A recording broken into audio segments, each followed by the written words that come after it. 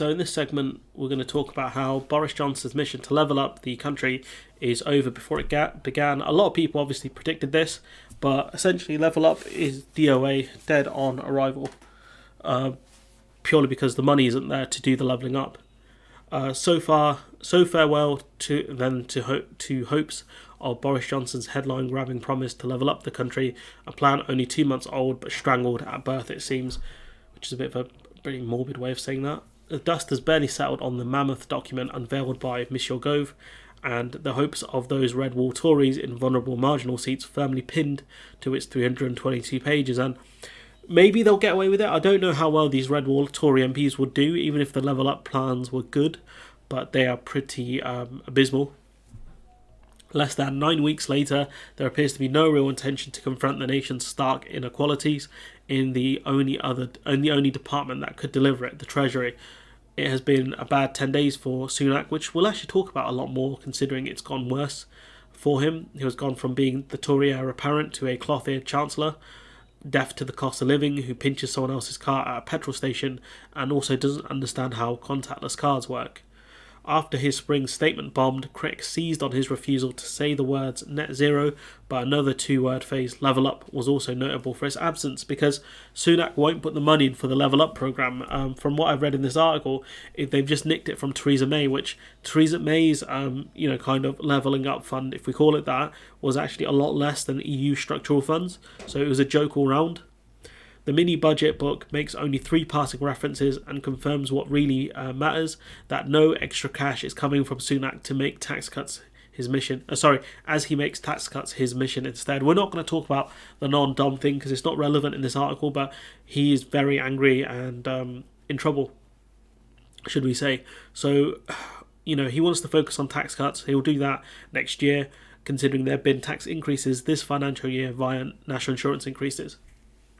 His latest raspberry blown at the policy follows the thumbs down given by all and the sundry when Michael Gove launched his white paper back in February, essentially saying both of these guys are bombed, they've not done well at all. It quickly emerged that its 12 missions were largely copied from Theresa May's abandoned plans, which no one really cared about because she didn't have the marketing of the levelling up agenda. Despite promises of a revolution in local democracy, no further powers are being devolved, and as we came out of the EU, Westminster was desperate to claw on to certain powers and not give those to devolved areas.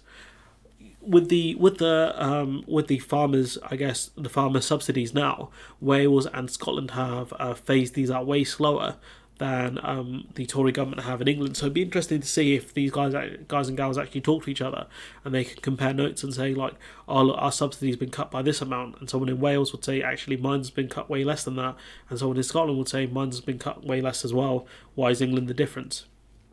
Gove conceded his mission for pay, jobs, research and development spending, transport connectivity and even restoring local pride in struggling areas are merely aspirational, which means they're nothing, especially when they cut certain bits of HS2 to the north.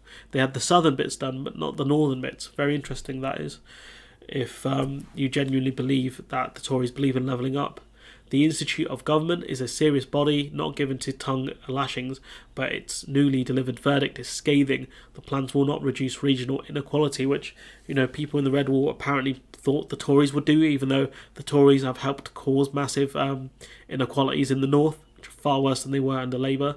So again, I genuinely don't understand these people.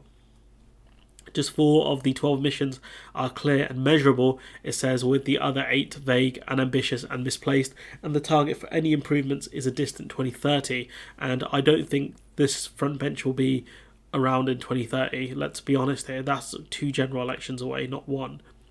Remember also that at least £2 billion has been slashed from promised development funding in poorer areas because of a broken pledge to match EU spending lost because of Brexit, and it's just sad that these people believe that not only would we keep the EU structural funds but increase them, when the Tories never had a policy of properly redistributing money, not downwards anyways or towards the bottom. They always redistribute money upwards to the top. That's what they believe in. If there is no money and no clear policies, what is left? Tory MPs desperate to show that levelling up is underway should be worried, which is true. That what we've got to remember is that these people may want to see results. I don't know. People say that people in the north are culturally different and they want to see results. I don't know if that's true or not. But the simple fact is, if you do live in northern England, the question you've got to ask yourself is, why would the Tories suddenly care about you now? Yes, they got a stonking majority off the back of the Red Wall votes, but they don't need you guys for a majority. They need you for an 80 plus seat majority, yeah. Maybe even a 60 or 50 one. But, do governments really need a stonking majority? No, a majority of 20 or 30 will do them just fine. So the question is, do they really need you? And, what I'd ask your local MPs is, if you can't even be asked to match the EU structural funds, which you could have done, what are you going to do? Especially when, right, the main thing we've got to remember is all of these promises about using the money we, gave to the EU, we paid into the EU, right? A lot of that money is going to the divorce settlement. For us to leave the EU. So how can that money then go to the NHS or levelling up? It wouldn't work. It doesn't make sense.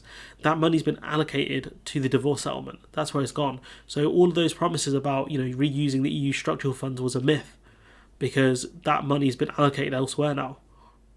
So it didn't make sense in the first place. The idea that we could fund the NHS with the money that we paid into the EU didn't make sense, because there was always going to be a very large divorce bill because of the UK's budgetary commitments. That was it. That was the top and bottom of it. So for anyone who genuinely believed in that, they were misled.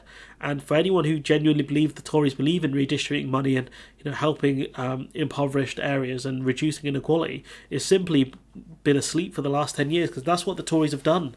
The Tories have created so many problems in this country through, cuts to schools, hospitals, and other services, police, the judiciary, so many things that they have cut and made this country worse. If you genuinely believe Boris Johnson was the one to fix the problems that his party have created, you're very naive, and you've clearly been napping for the last, probably before 2019 and 2010. Honestly, you've been asleep for almost a decade, because at the end of the day, the Tory party will always be the Tory party, the party of tax cuts for the rich, deregulation, and doing anything to help their donors, which I suppose maybe you can argue they're not really doing anymore, considering they've decided to F business.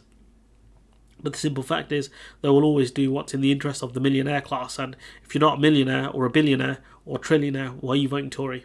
Anyways, I'm going to leave it there. Let me know what you think in the comments below. Big level down Mario Dying Sounds agenda. Let me know what you think in the comments below. Like, comment, share, subscribe, support the channel on Patreon if you can, and hopefully I'll see you in the next one.